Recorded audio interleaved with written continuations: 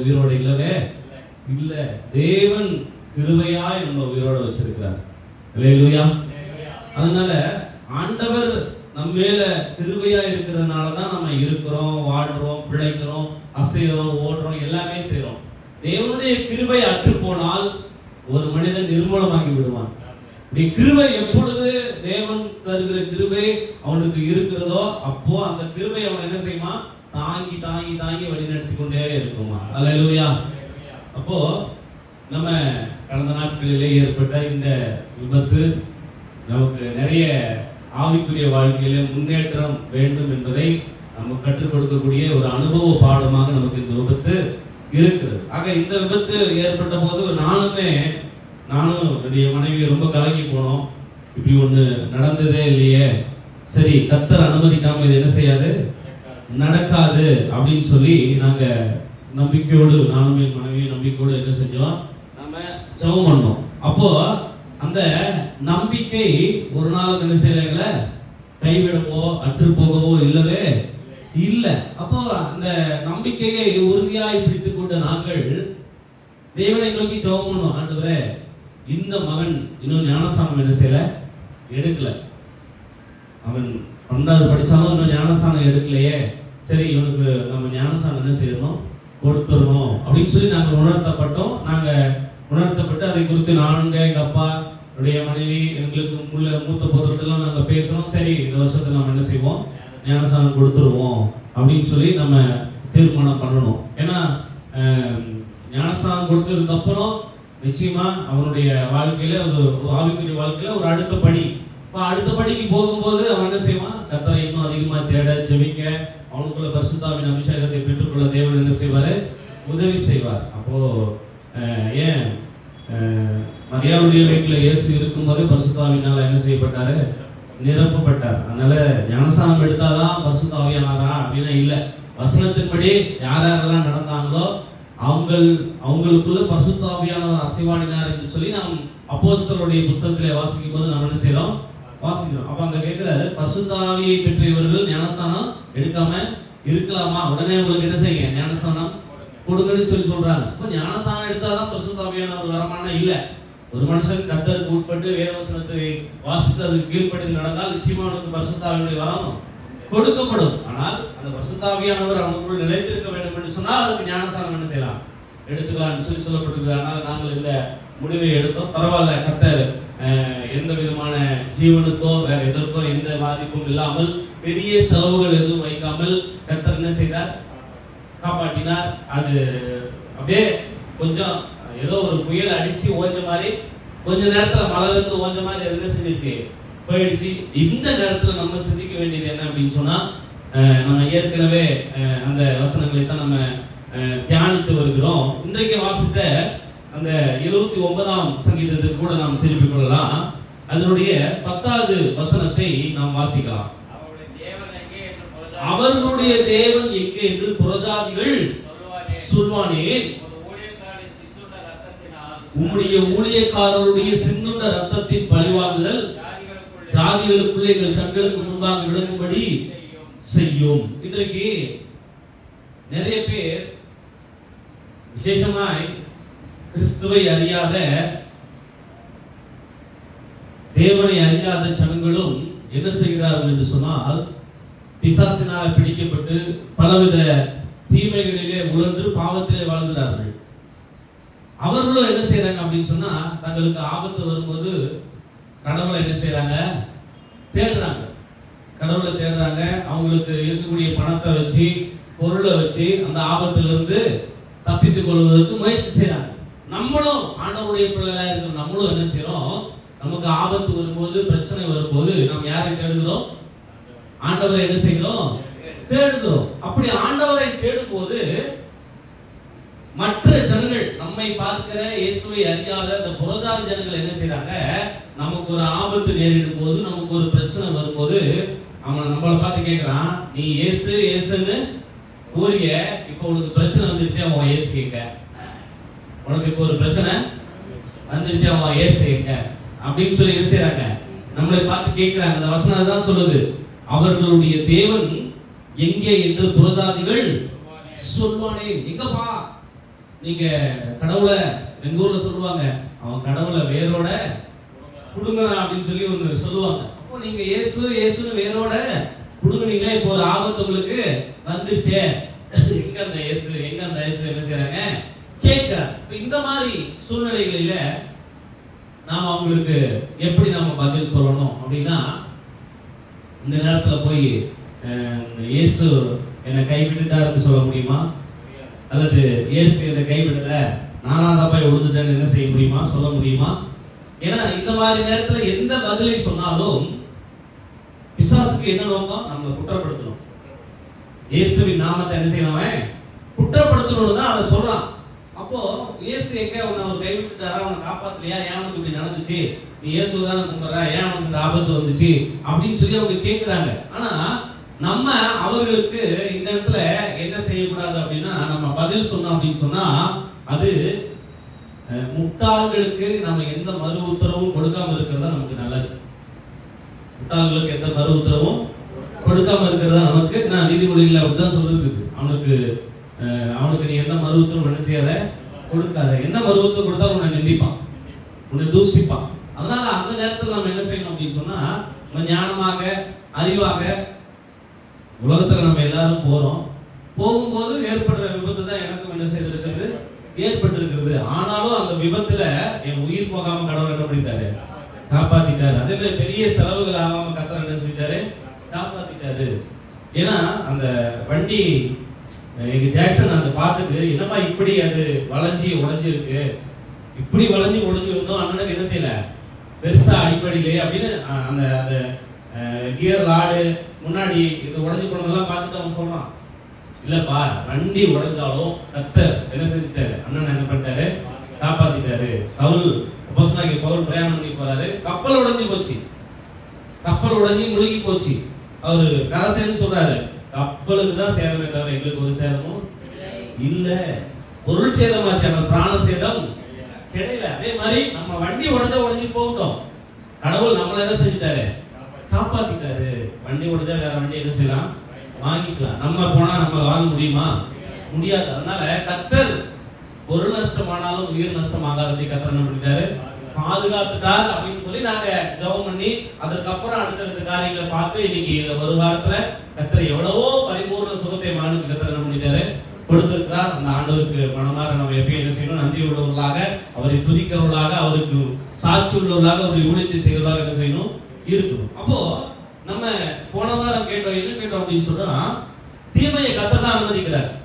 தீமை யார் அனுமதிக்கிறார்? வாசிக்கலாம் யோபுவின் புஸ்தகம், திருப்பிக் கொள்வோம். யோபு 1ஆம் அதிகாரம்.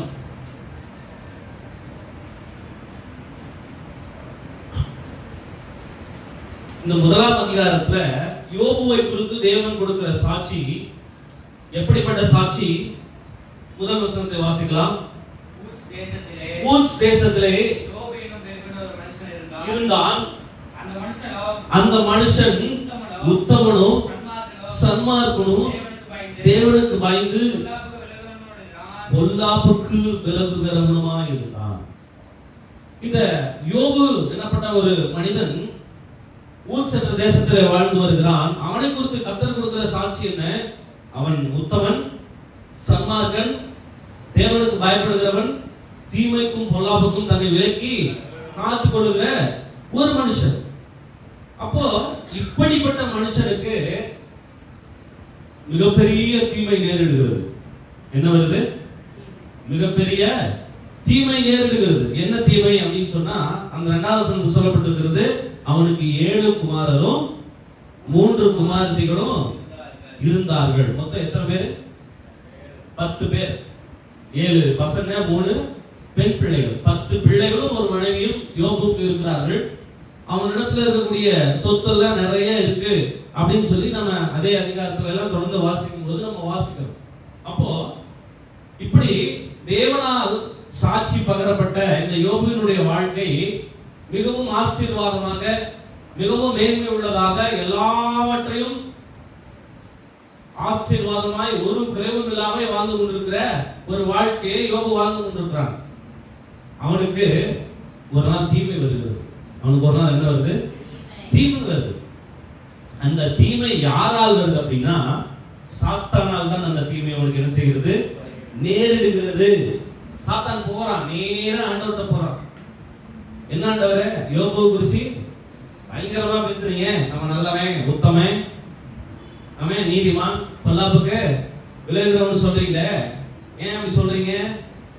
அவன் எப்பவுமே என்ன செய்யறான், கர்த்தர் நல்லவர், கர்த்தர் பெரியவர், கர்த்தர் உயர்ந்தவர், கர்த்தருக்கு ஸ்தோத்திரம்னு சொல்லிட்டே இருக்கிறதுனால அவனை என்ன செய்றீங்க, பாதுகாக்கிறீங்க. அவனை நீங்க கொஞ்சம் என் கையில கொடுத்து பாருங்க, அவனை கொஞ்சம் நீங்க என் கையில கொடுத்து பாருங்க, அப்பவும் அவன் கர்த்தர் நல்லவர்னு சொல்லுவானு பார்க்கலாம் அப்படின்னு சொல்லி பிசாசே தான் போய் ஆண்டவர்ட்ட என்ன செய்யறான், அவனை சோதிக்கும்படி, அவனுக்கு தீமை செய்யும்படி பிசாசே தான் ஆண்டவர்ட்ட போய் என்ன செய்யறான், அனுமதி கேட்கிறான்.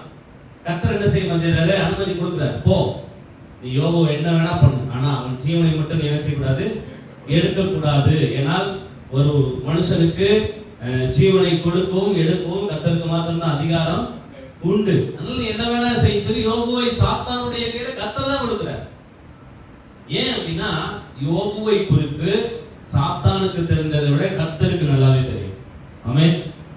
ஏன்னா யோபு எப்படிப்பட்ட பக்தி உள்ள மனுஷன், எப்படிப்பட்ட சன்மார்க்கன் என்று கர்த்தர் இருந்தபடினால அவனுடைய கையில ஒப்பு கொடுத்துறார்.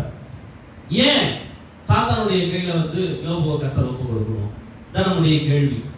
இன்னைக்கு பிரசாத் எல்லாம் நம்மளை பார்த்து கேட்கறாங்க, ஏன் உங்களுக்கு இந்த ஆபத்து, நீங்க இயேசுவை தானே கும்பிடுறீங்க அப்படிங்கிற மாதிரி ஏன் யோபுவை கர்த்தர் சாத்தானுடைய கையில ஒப்பு கொடுக்கணும்னா அதற்கு மிகப்பெரிய காரணம் என்ன அப்படின்னு சொன்னா, யோபு ஒரு பலி செலுத்துறான். பலி செலுத்தும் போது என்ன தெரியுமா சொல்றான், வாசிக்கலாம் 5வது வசனம். விருந்து செய்கிற அவரவருடைய நாள் முறை முடிகிற போது யோபு, ஒருவேளை என்னுடைய குமாரர் பாவம் செய்து தேவனை தங்கள் இருதயத்திலே தூசித்திருப்பார்கள் என்று சொல்லி அவர்களை அழைத்து அனுப்பி பரிசுத்தப்படுத்தி அதிகாலமே எழுந்து அவர்கள் எல்லாருடைய லக்கத்தின்படியேயும் சர்வாங்க தகனங்களை செலுத்துவான். இந்த பிரகாரமாக யோபு அந்நாட்களில் எல்லாம் செய்து வருவான். யோபுக்கு என்ன அப்படின்னா, யோபு தான் உத்தமனும் சன்மார்க்கமும் தேவனுக்கு பயந்து பொல்லாப்புக்கு விலகுறவனுமா இருந்தானே தவிர அவனுடைய பிள்ளைகள் என்ன செய்யல, யோபுவை போல கர்த்தருக்கு கீழ்ப்படுத்தி என்ன செய்யல, நடக்கல. ஏன்னா நம்ம பிள்ளைங்க எப்படி நமக்கு நல்லாவே தெரியும், யாரு எந்த நேரத்துல எப்படிலாம் நடிப்பான், எந்த நேரத்துல என்னென்ன பசங்களாம் பண்ணுவான், எந்த நேரத்துல அழுவான், எந்த நேரத்துல என்னென்ன பண்ணுவான்னு அத்தனையும் நமக்கு என்ன செய்ய நல்லாவே தெரியும். இதை யோபு நல்லாவே தெரிஞ்சு வச்சிருந்தார். என்னுடைய பிள்ளைகள் என்ன செய்வாங்க, ஒருவேளை பாவம் செய்து கடவுளை தங்கள் இருதயத்துல தூசித்திருப்பார்களோ என்று சொல்லி அவர்களை கூட்டிட்டு அவர்களை பரிசுத்தப்படுத்தி தினமும் அதிகாலையில இருந்து ஒவ்வொருத்தருக்கும் ஒரு சர்வாங்க தகவலை என்ன செய்வாராம், செலுத்துவார். அப்போ யோபுவினுடைய வாழ்க்கையில கர்த்தர் தீமையை அனுமதிக்க காரணம் என்னன்னா, யோபுவினுடைய பிள்ளைகள் செய்த பாவத்தினாலதான் கர்த்தர் அந்த தீமை என்ன செய்யறாரு, அனுமதிக்கிறார். ஒருவேளை அந்த பிள்ளைகள் பாவம் செய்யாம தகப்பனோடு சேர்ந்து தேவனுக்கு பயந்து வாழ்ந்திருப்பார்கள் என்று சொன்னால் யோபுவுக்கு கர்த்தர் தீமையை அனுமதிச்சே இருக்க மாட்டார். ஆமென். இப்போ நம்முடைய வாழ்க்கையில கர்த்தர் தீமையை அனுமதித்திருக்கிறார் என்று சொன்னால் அதற்கு காரணம் என்ன? ஒன்று, நான் தேவனுடைய வசனத்துக்கோ உடன்படிக்கைக்கோ கீழ்ப்படிந்து நடக்காம இருந்திருப்பேன். இல்லைன்னா என்னுடைய பிள்ளைகள் என்ன பண்ணியிருப்பாங்க, யோபுவினுடைய பிள்ளைகள் நடந்தது போல அவர்களும் ஒருவேளை இயேசுவாவது யாராவது எனக்கு இயேசு பிடிக்காதுன்னா அவரை நான் பேருக்கு தான் கிறிஸ்தவனான இயேசு நான் என்ன செய்ய மாட்டேன், நம்ப மாட்டேன், வணங்க மாட்டேன்னு ஒருவேளை இருதயத்திலே தூசித்திருந்தால், வெளியே கூட சொல்ல வேண்டாம், ஒருவேளை இருதயத்துல தூசித்திருந்தாலோ மனசுல நினைச்சிருந்தாலோ கூட என்ன செய்யலாம், நமக்கு கர்த்தர் தீமையை என்ன செய்யலாம், அனுமதிக்கலாம். நல்லா புரிஞ்சுக்கிற ஒரு சத்தியத்தை, கர்த்தர் தீமையை அனுமதிப்பார், ஆனால் தீமை செய்ய மாட்டார். தீமை செய்யறது பிசாசு மட்டும்தான். அதுவும் கர்த்தருடைய அனுமதியோட தான் நமக்கு அது நடக்கும். அப்போ நமக்கு ஏன் இந்த தீமை நடக்குது அப்படின்னு ஒரு கேள்வி நமக்குள்ள வந்துச்சுன்னா அதுக்கு பதில் என்ன, நான் சரியாய் கர்த்தரை பின்பற்றாததுனாலதான் கர்த்தர் எனக்கு இந்த தீமையை என்ன பண்ணியிருக்காரு, அனுமதித்திருக்கிறார். அல்லேலூயா. வேதம் சொல்லுகிறது ஒரு நாளும் தீமை செய்கிறவர் அல்ல, ஒரு நாளும் தீமை செய்கிறவர் அல்ல. அவர் தீமை செய்கிற தேவனே இல்ல, அவர் எல்லாருக்கும் நன்மை செய்கிறவர், சுற்றி திரிகிறார். அப்போஸ்தலர் 10:38 வாசிக்கிறோம், அவர் என்ன சொல்றாரு அப்படின்னா, அவர் நன்மை செய்கிறவராயும் விசுவாசத்தின் வல்லமையில் அகப்பட்ட யாவரையும் குணமாக்குகிறவராயும் சுற்றித் திரிந்தார். இயேசு நன்மை தான் செய்வார், தவிர ஒருத்தருக்கு தீமை செய்யவே மாட்டார். ஆனா ஒண்ணு புரிஞ்சுக்கணும், நம்முடைய வாழ்க்கையில தீமை நடக்குதுன்னா அது சாத்தானாலதான், அதை அனுமதிக்கிறது கர்த்தர். அல்லேலூயா.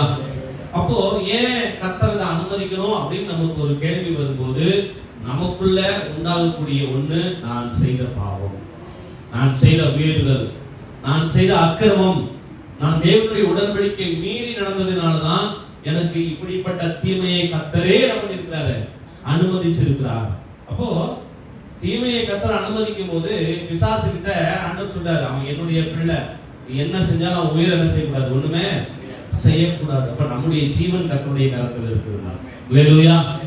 வேதம் சொல்லுது, மரணத்துக்கும் பாதாளத்துக்கும் நீ திறவுகோல்களை இயேசு ஒருத்தர் தான் வச்சிருக்கிறார். அதனால நம்முடைய ஜீவன் கர்த்தருடைய கையில் இருக்கும்போது நம்முடைய ஜீவனை பிசாசு ஒண்ணும் பண்ண முடியாது. சரீரத்தை என்ன வேணா பண்ணலாம், என்ன வியாதி வேணா கொடுக்கலாம், என்ன வேணா பலவீனப்படுத்தலாம். அப்போ நம்முடைய சரீரத்துல வியாதியோ பலவீனமோ வரும்போது நாம் சிந்திக்க வேண்டிய ஒரு விஷயம் என்ன, நான் இன்னும் கர்த்தருக்கு பிரியமானவனாய் மாறணும், நான் இன்னும் கர்த்தரை கிட்டி சேரணும், நான் இன்னும் விட முடியாத வாழ்க்கையில ஏதாவது இருந்தா அதை என்ன செய்யணும், விடணும். ஏன்னா இந்த உலகத்துல பூரணராக்கப்பட்ட பரிசுத்தவான் என்று சொல்லி யாரையுமே சொல்ல முடியாது.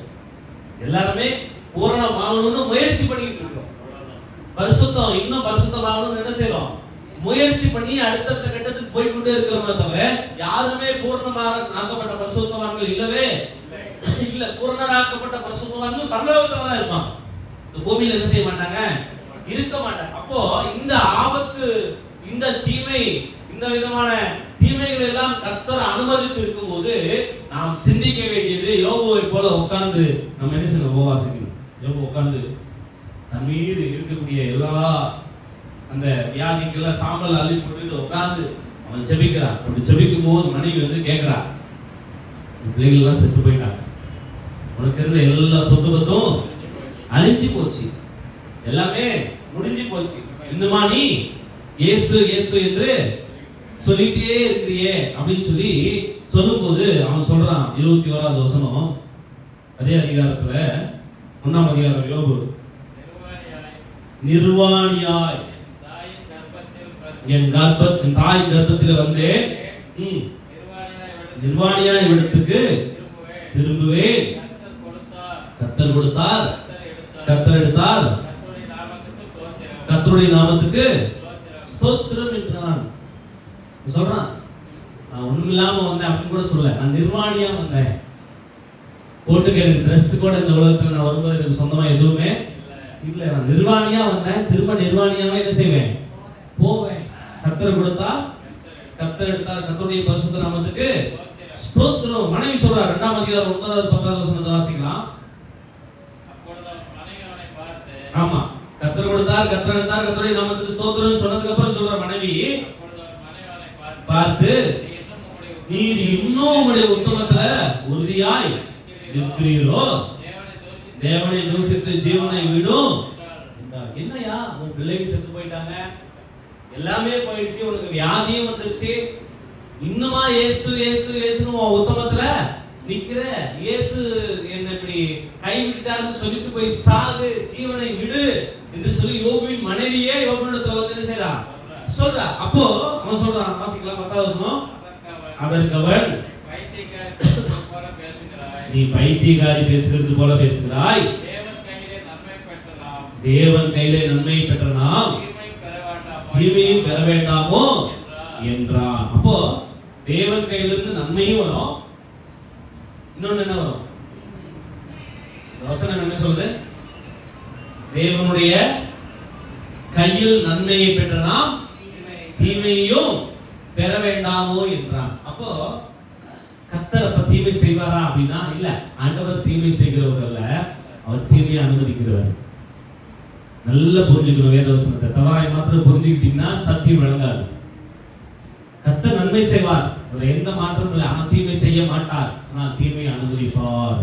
அந்த தீமையை அனுமதிப்பதற்கு காரணம் என்ன, நாம் பாவம் செய்யும் போது, நாம் மனம் திரும்பாமல் இருக்கும்போது, கர்த்தருடைய வார்த்தையின்படி உடன்படிக்கையின்படி நடக்காமல் இருக்கும்போது நிச்சயமாக நமக்கு தீமை பிசாசினால் நேரிடும். கர்த்தர் அதை அனுமதிக்கத்தான் செய்வார். ஆமென். ஆனால் ஒன்று, நாம் வேத வசனத்துக்கும் உடன்படிக்கைக்கும் உட்பட்டு அதன்படி நடந்தால் எந்த தீமை வந்தாலும் அதிலிருந்து விலக்கி நம்மளை கர்த்தர் என்ன செய்வாரு? பாதுகாத்துக்கிறார். அல்லேலூயா. இப்படி நிறைய சம்பவங்கள் நடந்திருக்கிறது. நம்ம ஒரு ஏதாவது ஒரு சாலையில பிரயாணம் பண்ணிட்டே இருப்போம், திடீர்னு ஒரு விபத்து நம்ம கண் முன்னாடியே நடக்கும். அந்த ஒரு 2 நிமிஷம் 1 நிமிஷம் நம்ம போயிருந்தோம்னா நமக்கு அந்த விபத்து என்ன செஞ்சிருக்கோம்? நேரிட்டு இருக்கும். ஆனா நமக்கு நேரிடாம வேற யாரோ ஒருத்தருக்கு அந்த விபத்து என்ன செய்யுது? நேரிடுது. அப்ப அந்த தீமைக்கு விலக்கி கர்த்தர் நம்மளை என்ன செய்யறாரு? பாதுகாக்கிறார். நம்ம சொல்றோம், இன்னும் 1 நிமிஷம் நான் முன்ன போயிருந்தேன்னா நான் அதுல செஞ்சிருப்பேன், சிக்கி இருப்பேன் அப்படின்னு சொல்லி என்ன செய்யறோம் நம்ம சொல்றோம். அப்போ உண்மையாவே தேவனுடைய வார்த்தை வசனத்தை கேட்டு கீழ்ப்படிந்து நடக்கிற எந்த ஒரு மனுஷனுக்கும் கர்த்தர் தீமையிலிருந்து விலக்கி காப்பார். ஆனால் தேவனுடைய பிள்ளையா இருந்து கொண்டு, கர்த்தருடைய பிள்ளையா இருந்து கொண்டு வசனத்தையோ உடன்படிக்கையோ கை கொள்ளாமல் நீங்கள் ஏனோ தானோ என்று இருந்தால் தீமை நமக்கு நேரிடும். அதை கர்த்தருடைய அனுமதியோடு தான் நேரிடும். அப்படி கர்த்தருடைய அனுமதியோடு நேரிட்டாலும் நம்முடைய ஜீவனை அழிக்க முடியாது. ஒருவேளை நமக்கு பலவீனங்கள் வரலாம், பாடுகள் வரலாம், கஷ்டங்கள் உபத்திரவங்கள் வரலாம். அந்த நேரத்துல யோபுவை போல கர்த்தர் தான் இந்த தீமையை அனுமதிச்சிருக்கிறார். அதனால இனிமே நான் செய்திருக்கக்கூடிய எல்லா தவறுகளையும் என்ன செய்ய போறேன்? விட்டுட்டு மனம் திரும்பி தேவன் என்னுடைய வாழ்க்கையில இனிமே எனக்கு தீமையே வராதபடி அதை எனக்கு விலக்கி காக்கணும்னா நான் என்ன செய்ய போறேன்? தேவனுக்கு உத்தமமாய் கீழ்ப்படிந்து என்ன செய்ய போறேன்? நடக்க போறேன்னு ஒரு தீர்மானம் பண்ணிட்டீங்கன்னா நிச்சயமா அந்த தீர்மானம் உங்களுக்கு கர்த்தர் கொடுத்த தீர்மானம். உங்களுக்கு எந்த ஆபத்து வந்தாலும் அது வந்து விலக்கி கர்த்தர் என்ன செய்வாரு? பாதுகாப்பார். ஞானஸ்நானம் எடுக்கும்போது ஒரு உடன்படிக்கை பண்றோம். என்ன உடன்படிக்கை பண்றோம்? இயேசுதான் உண்மையான தெய்வம். அவரை தவிர இந்த உலகத்துல எந்த தெய்வமும் இல்லவே இல்லை. அதே மாதிரி நம்ம என்ன செய்யக்கூடாது? பாவம் செய்ய கூடாது. விக்கிரகங்களுக்கு படைக்கப்பட்டதை நம்ம என்ன செய்யக்கூடாது? சாப்பிட கூடாது. உபச்சார வேசித்தனம் பண்ணக்கூடாது. அதே மாதிரி திருடக்கூடாது, பொய் சொல்லக்கூடாது. அதே மாதிரி இதெல்லாம் கேட்டு நம்ம ஞானஸ்நானம் எடுத்துக்கிறோம். அதே சமயம் அந்த உடன்படிக்கையில இன்னொன்னு கேட்கணும். நீங்க இன்னைக்கு ஞானஸ்நானம் எடுக்கிறீங்க, இன்னையிலிருந்து சரியா காலையில சாயந்தரம் பைபிள் படிப்பீங்களா? நீங்க ஜெபம் பண்ணுவீங்களா? ஆராதனைக்கு தவறாம வருவீங்களா? உங்களுக்கு அப்புறம் உங்க பிள்ளைகளை கர்த்தருடைய ஆவிக்குரிய வாழ்க்கையில வளர்ப்பீங்களா அப்படின்னு கேட்டு ஒரு உடன்படிக்கை எடுத்துட்டு ஞானஸ்நானம் எடுத்தா கூட பரவாயில்ல அப்படின்னு நான் யோசிக்கிறேன். ஏன் அப்படின்னா, நான் பாவம் செய்ய மாட்டேன், நான் அக்கிரமம் பண்ண மாட்டேன், விபச்சார வேசித்தனம் பண்ண மாட்டேன், விக்கிரகாராதனை படிச்சதை சாப்பிட மாட்டேன்னு சொல்லிட்டு மாத்திரம் ஞானஸ்நானம் எடுத்துட்டு போறது முக்கியம் இல்ல. அதுக்கு பின்னாடி கர்த்தரை நான் பின்பற்றுவேன் என்றும் ஒரு உடன்படிக்கை என்ன செய்யணும்? அந்த உடன்படிக்கை நிச்சயமாய் அந்த மனுஷனை எல்லா தீமையிலிருந்து விலக்கி என்ன செய்யும்? காத்துக்கொள்ளும். அப்போ நம்முடைய வாழ்க்கையில கர்த்தர் அனுமதித்திருக்கிற இந்த தீமையில நாம் சிந்திக்க வேண்டியது எல்லாமே ஒரே ஒரு விஷயம் தான். நான் இன்னும் கர்த்தருக்கு பிடிக்காத யோசிக்கிறேன், நான் இன்னும் கடவுளுக்கு விருப்பம் இல்லாத வாழ்க்கையிலோ இருக்குது. அதை நான் என்ன செய்யணும்? என்னை விட்டு துடைத்து எறியணும். என்னை விட்டு முற்றும் அதை அழுக்கிற துடைச்சு என்ன செய்யணும்? எரியணும். அப்படிங்கிற ஒரு மனநிலைக்கு நம்ம வந்தாதான், அடுத்த கட்டத்துக்கு நம்ம வந்தாதான் கர்த்தர் இன்னும் நம்மளை கிட்டி சேர்ந்து நம்மளை கையை பிடிச்சு கர்த்தர் நடத்துவார். அல்லேலூயா. நம்ம பிள்ளைகள் ஏதாவது ஒரு வண்டி ஓட்ட கத்துக்கிறாங்க, ஒரு சைக்கிள் ஓட்ட கத்துக்கிறாங்கன்னா நம்ம பிடிச்சிட்டே எத்தனை நாளைக்கு பின்னாடியே தெரியுது இல்ல, விடணும். தனியா நீ என்ன செய்ய போ ஓட்டு அப்படின்னு விடணும். நான் நிறைய நேரம் எங்க பிள்ளைகளை தனியா நான் விடவே மாட்டேன். ஏன்னா கீழே விழுந்தா அடிபட்டுருமோ. அது எந்த ஒரு புதிய விஷயத்தை செய்தாலும் சரி நான் கூடவே இருப்பேன். அதுக்கப்புறம் தான் நானே சிந்திச்சேன், விட்டுறணும். அவங்க என்ன செய்யணும்? விட்டுணும். விட்டாதான் அவங்களே அதுல விழுந்து எந்திரிச்சு பழகுவாங்க. அப்படின்றதுக்கு அப்புறம் தான் அவங்க என்ன செய்யறாங்க? அதுல விழுந்து எந்திரிச்சு பழகி வர்றாங்க. அதே மாதிரி ஆண்டவரும் என்ன சொல்கிறாருன்னு சொன்னா, ஒரு சில நேரங்களில் நம்ம விட்டுறாரு. அடிபட்டு திரும்பி வரட்டும், அடிபட்டு மனம் திரும்பி வரட்டும். பட்டாதான் அவனுக்குள்ள என்ன வரும்? இனிமே இந்த போய் தவறு செய்யக்கூடாது, பாவத்தை செய்யக்கூடாது, இவனுக்குள்ள ஒரு உணர்வோ புத்தியோ வரும்னு சொல்லிதான் கடவுள் நிறைய நேரத்தில் நம்மளை விட்டுறாரு. சொல்லி சொல்லி பாக்குறாரு, நம்ம கேட்கறது இல்லை, அடம்பிடிக்கிறோம். நம்ம நிறைய நேரத்தில் ஆண்டவருக்கு செல்ல பிள்ளையா மாறி அடம்பிடிக்கிறோம். கர்த்தரை விட்டுறாரு, என்னமோ பண்றா அப்படின்னு சொல்லி. அப்புறம் தான் அடிபட்டு அதுக்குரிய தீமையை அனுபவிச்சு, ஆண்டவரே நான் உங்க பேச்சை கேட்காம இப்படி போய் விழுந்துட்டேன், இப்படி போய் ஆபத்துல மாட்டிக்கிட்டேன், இப்படி போய் பிரச்சனையில சிக்கிட்டேன்னு சொல்லி மனம் திரும்பி வந்து அழும்போதும் கர்த்தர் என்ன செய்யறதில்ல? அவன் அப்படியே தள்ளி விட்டுறதில்ல, அணைச்சிக்கிறார். இளையகுமாரன் போனான், பெரிய பெரிய தவறுகளை செய்தான், ஆஸ்தியெல்லாம் அழித்து போட்டான், ஏசி கிட்ட போட்டான், எல்லாத்தையும் அழிச்சுட்டான். திரும்ப வந்தப்போ அப்பா என்ன திட்டுனாரா? இல்ல. சரி பரவாயில்ல, போனதெல்லாம் போ, வா, நீ என்னுடைய பிள்ளைதான், யார் என்ன சொன்னாலும் அதுல இருந்து ஒரு மாற்றமும் இல்ல. ஏன்னா அன்னைக்கு அந்த தகப்பனுக்கு தெரியும், இவன் இந்த சொத்தை வாங்கிட்டு என்னதான் பண்ணி அழிக்க போறான், தப்பான செயல்கள் செய்து என்ன செய்ய போறான், அழிக்க போறான்னு அந்த தகப்பனுக்கு தெரியும். அதனாலதான் அந்த குமாரனும் இந்த ஊர்ல இந்த காசு வாங்கிட்டு இங்க இருந்தா எங்க அப்பா என்ன பண்ணுவார், ஏதாவது சொல்லிட்டே இருப்பாருன்னா வேற வெளியூருக்கு என்ன செய்யறான், போயிடறான். ஒரு மனுஷன் தன் தகப்பனிடத்துல வந்து ஆசிரியர் வரும் பங்காயத்துக்கு பிரிச்சு கொண்டு கேட்கறான், அவனுக்கு கல்யாணம் இல்லை, அவனுக்கு ஒரு வேலையும் செய்ய தெரியாது. அப்ப அந்த ஆசிரியர் கொடுத்தா அவன் என்னதான் பண்ணுவான், வீண் செலவு பண்ணுவான், அது அழிஞ்சு போகும். அப்போ அது தீமையாதான் மாறும் தெரியும். ஏன்னா அதையே அந்த தகப்பன் அனுமதிக்கிறார். சரி வாங்கிட்டு போ, நீ போய் இதெல்லாம் செலவழிச்சு பட்டாதான் அவனுக்கு என்ன வரும், புத்தி வரும்னு தான் அந்த தீமையை அவங்க அப்பாவே அனுமதிச்சு அனுப்புறாரு. இப்படியே போய் அழிக்க தான் போறேன், அவருக்கு தெரியும். தெரியுமா தெரியாதா? கஷ்டப்பட்டு பணம் சேர்த்தவருக்கு தெரியும். இவன் நம்ம வீட்டுல செல்ல பிள்ளையா இருந்தான், இவனுக்கு இன்னும் திருமணம் ஆகல, ஒரு வேலை செய்ய தெரியாது, எந்த விதமான வரவு செலவு பண்ண தெரியாது. இவன் பணத்தை வச்சுட்டு என்ன பண்ணுவான், வீண் செலவு நிறைய தான் பண்ணுவான்னு தெரிஞ்சுமே அதை என்ன செய்யறாரு, பிரிச்சு கொடுக்கிறார். அது எதற்காக?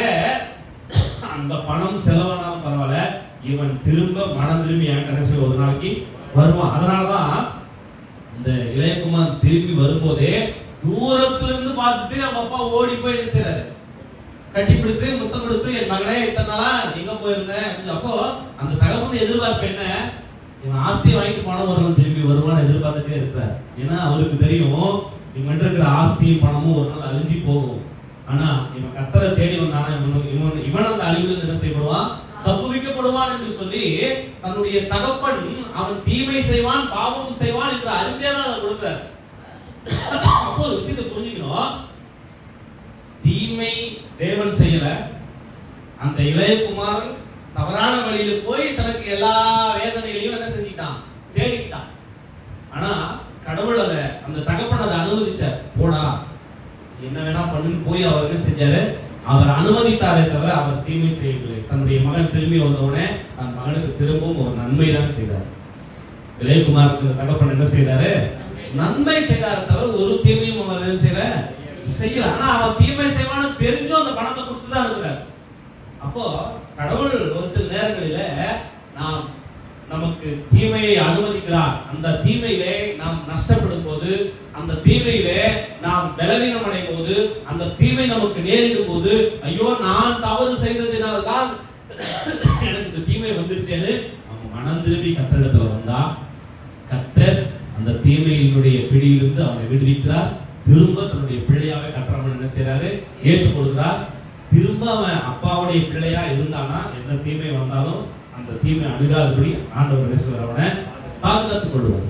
அப்ப இளையகுமார் வந்தா, தன்னுடைய மகனாவே ஏற்றுக்கொண்டார், உயர்ந்த வஸ்திரத்தை உடுத்தினார், பாதரட்சியை போட்டார், மோதிரங்களை போட்டார், நிறைய அசைவ உணவுகளை சமைக்க சொன்னார், சாப்பிட்டார். எல்லாரும் சேர்ந்து சந்தோஷமா இருந்தாங்க.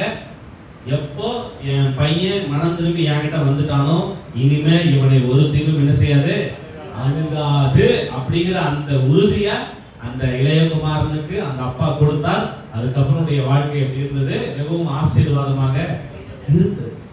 ஆனா ஒரு விஷயம், நம்ம கடவுள் சொல்றதை கேட்காம கீழ்ப்படியாம உடன்படிக்கை கைக்கொள்ளாம இருந்தோம்னா நஷ்டம் கடவுளுக்கு, நஷ்டம் யாருக்கு கிடையாது, நமக்கு தான் நஷ்டம்.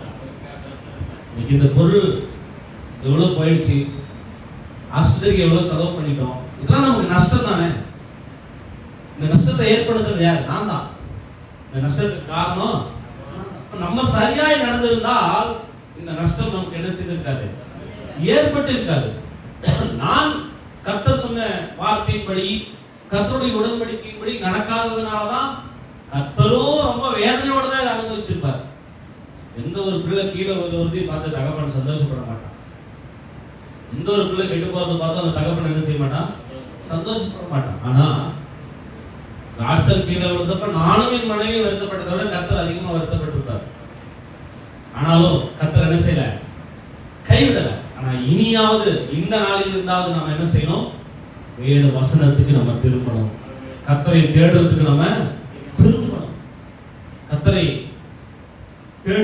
குறைவா இருந்தா அதை இன்னும் நம்ம பூர்ணப்படுத்திக் கொள்ளணும்.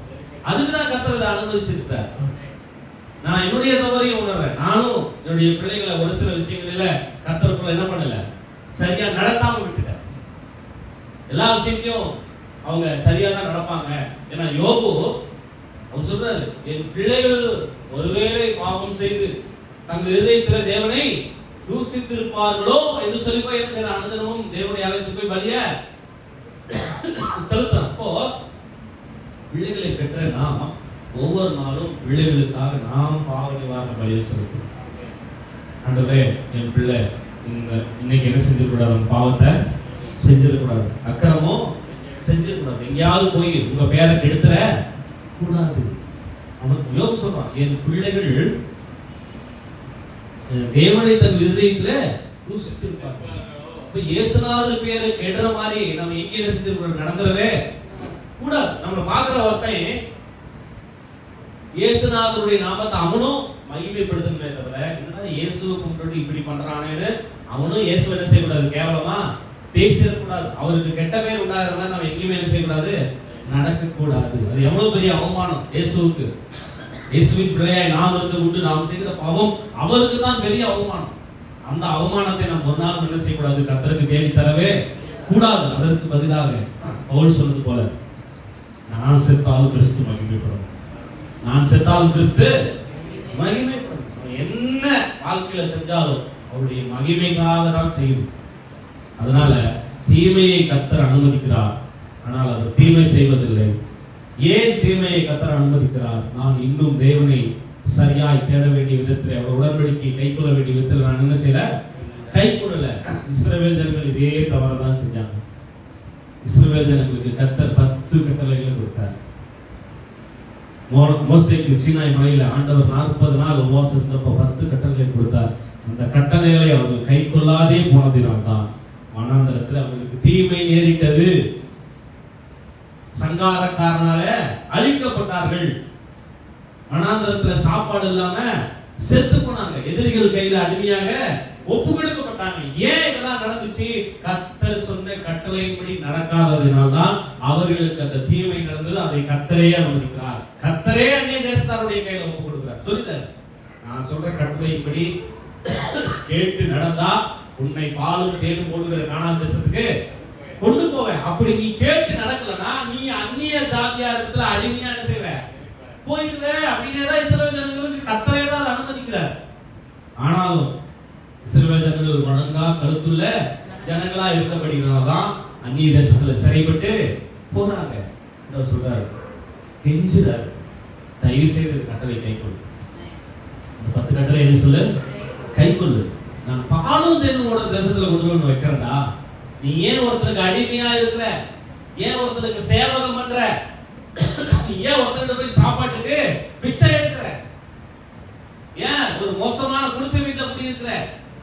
ஏன் நல்ல ட்ரெஸ் போடாம இப்படி கிடக்குற? நான் சொல்றத நீ கேளு. பாலும் தேனும் ஓடுற தேசம் அப்படின்னா, இன்னைக்கு நம்ம ஒரு ஊர்ல குடியிருக்கிறோம் அப்படின்னா, அந்த ஊர்ல தண்ணி நிறைய போச்சு, தண்ணியில குறைவே இல்லைன்னா நம்ம மற்றவங்க என்ன சொல்லுவோம், நாங்க இருக்கிற ஊர் ரொம்ப நல்ல ஊருங்க, இந்த ஒரு குறையும் இல்லை, தண்ணி பஞ்சம் இல்லை, எந்த விதமான குறையுமே இல்லைன்னு சொல்றோம். ஒரு தண்ணி நல்லா ஓடுற ஊர்ல குடியிருக்கிறவனே ஒரு பஞ்சம் இல்லைன்னு சொல்றான்னா, பாலும் தேனும் ஓடுற தேசம்னா அது எவ்வளவு ஆசீர்வாதமான தேசமா இருக்கும். இப்போ அந்த தேசத்துல கர்த்தர் நம்மளை கொண்டு போய் சேர்க்கிறேங்கிறாரு. நம்ம என்ன செய்யணும், அடம் பிடிக்கணும். இல்லாண்டவரை நான் என்ன செய்ய மாட்டேன், நீங்க சொல்ற கட்டளைகளை கை கொள்ள மாட்டேன். அதனாலதான் அந்த ஜனங்களுக்கு தீமை ஏறிட்டு கர்த்தரே தான் அதை அனுமதிக்கிறார். அந்நிய தேசத்துல அவங்க சிறைப்பிடிக்கப்பட்டு போறது கர்த்தரே தான் என்ன செய்யறாரு.